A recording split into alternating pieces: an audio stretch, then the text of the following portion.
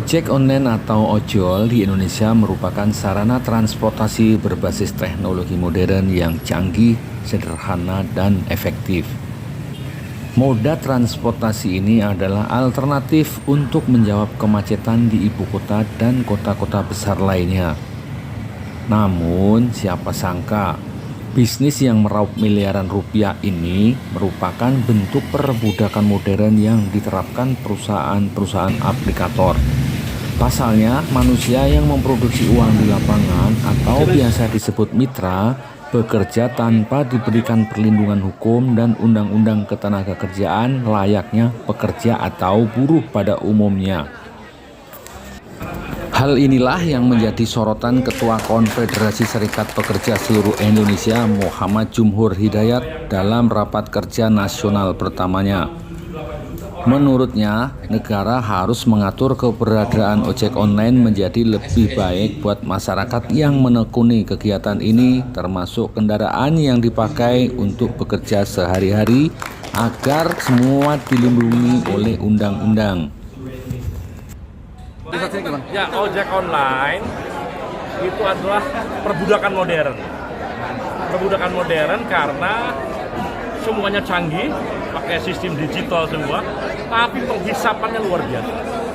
Mereka kerja bisa 16 jam sehari, hanya ngantongin ke istrinya, keluarga, paling 2-3 juta sehari ini ya. Awal-awal ya bisa 9 juta, 10 juta, tapi begitu kesininya luar biasa. Nah ini harus, itu satu. Yang kedua, dia nggak punya status. Pekerja bukan, mitra bukan. Pekerja bukan, dibilang mitra tapi sangat tidak seimbang, ditindes. Dibilang pekerja dia nggak ada perlindungan. Jadi ini harus diatur dalam undang-undang. Kemudian juga status motor itu belum diatur dalam undang-undang lalu lintas. Kan gila, motor statusnya nggak diatur, undang-undang lalu lintas, perlindungan nggak diatur, tapi negara ini tanda kutip bangsa ini menikmati kegiatan ekonomi yang ratusan triliun oleh aplikator dan sebagainya, pajak mungkin dan sebagainya. Tapi yang memproduksi nilai itu, value, karena ojol itu nggak punya penghargaan kepada mereka. Kalau jadi sejak the ultimate crimes, kejahatan yang paling ujung lah dari sebuah eksploitasi.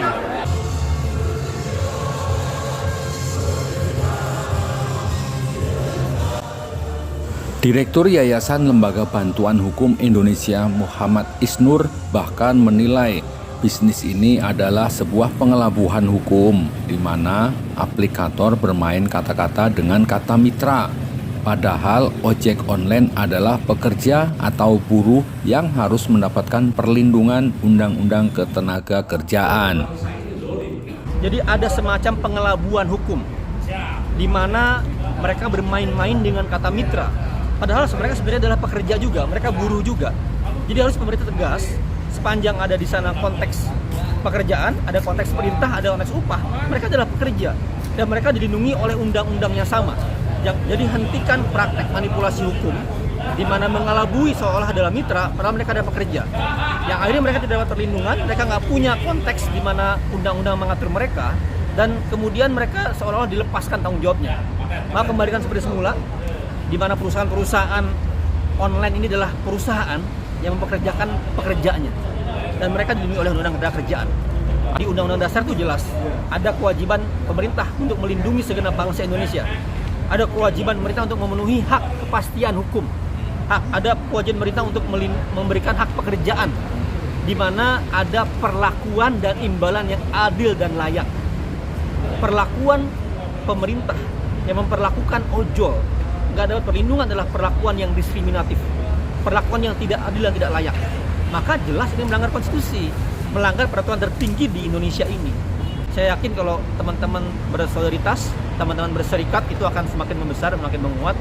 Dan sepanjang sejarah tidak ada perubahan kebijakan tanpa pressure, tanpa serikat. Jadi serikat harus semakin kuat dan menekan pemerintah. Rapat kerja nasional pertama KSPSI ini juga terlihat kehadiran beberapa pekerja ojek online. Kehadiran mereka ingin agar aspirasi teman-teman di lapangan disalurkan. Salah satu aspirasi yang diinginkan adalah diakuinya dalam Undang-Undang Ketenagakerjaan supaya ada kejelasan terhadap nasib para pekerja online di Indonesia. Bang Jumur tadi berpesan bahwa kalau nggak salah akan menyuarakan aspirasi ojek online nanti di Rakernas ini. Dia akan godok bersama timnya. Yang kami ojol tidak mampu mungkin sampai ke sana.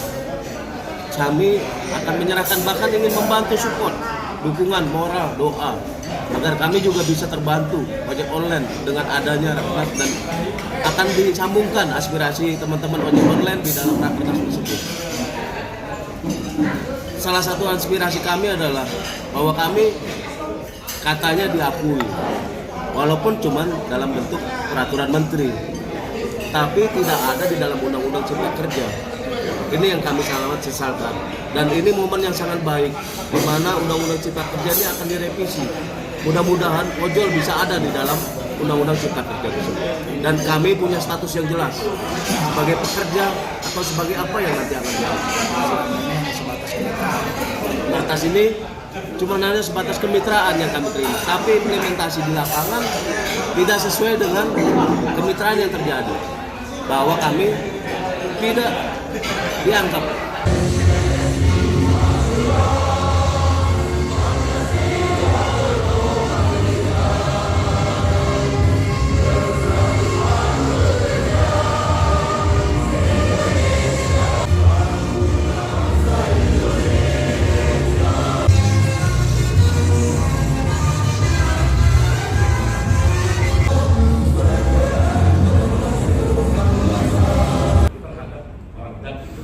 Rapat kerja nasional pertama ini bentuk konsolidasi internal agar kaum buruh di Indonesia tidak terpinggirkan.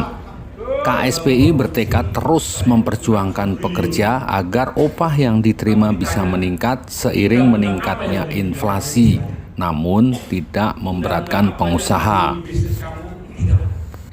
Ibu dari perwakilan tim Naker Kementerian yang juga hadir, juga teman-teman kamu SPSI. Beliau adalah Wakil Ketua Umum DPP KSPSI Bapak